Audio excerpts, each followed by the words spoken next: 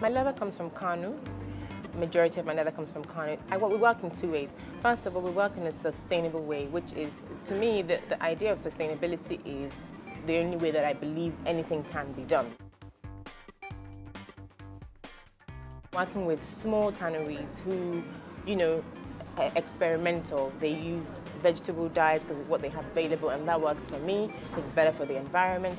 We use a lot of formaldehyde-free dyes. That's also better for the environment. And I work with local families who rear their animals and who sell on to the tanners. Zainab says her passion for creating handbags started when she was just 8. And at 16, she spent her first paycheck on a vintage handbag. Growing up between London and Nigeria, she soon began to design her own bags. After several careers, which included acting and architecture, she finally decided to create her own unique brand. I decided that I wanted to further my interest in bag making or in my love for bags. I went to the London College of Fashion and I did a short course in leather accessories. And there I learned how to construct a bag, how to create a bag. And for me, the idea of durability has always been key. I grew up with the idea that Italian leather bags are the best, and the same Kakinobi leather. So just the idea of leather being the most durable material cemented that for me. So I always knew I was going to be interested in leather. And then when I moved to Lagos, I faced a lot of challenges in trying to find the right artisans to work with, but I persevered. And I realized that instead of trying to create something new, I should just work with what was on ground, what was available. Sourcing leather in Nigeria can be tough. Growth in the sector is moving at a snail's pace, as local farmers prefer to sell their hides and skins in the form of a local delicacy called pomo, and the rest is shipped off to Europe.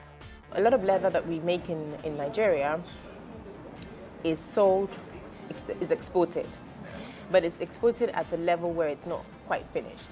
And it's sold to China, it's sold to Italy, it's sold to Portugal, lots of countries, and they finish it and make it beautiful. And they sell it back, they sell it to the world as Italian or Portuguese or whatever leather. But a lot of it is Nigerian leather. And so at the end of the season, because fashion is very trend-led, the excess that they don't need or they don't want, they sell back to other countries. And one of the places, the biggest ports is Lagos. So we go to the markets and buy back the finished product. Zashadu specializes in handcrafted pieces like this, but what sets this luxury brand apart is that she uses locally sourced leather and materials and a community of local artisans that specialize in traditional techniques passed down through generations. We use local dyes, and I don't want to reveal the technique, but it's very, very funny, and the way in which we create a spray with your mouth, to make the leather adhere onto to make the dye adhere onto the leather evenly in an even manner. So we use things like that. We also use hammers, knives.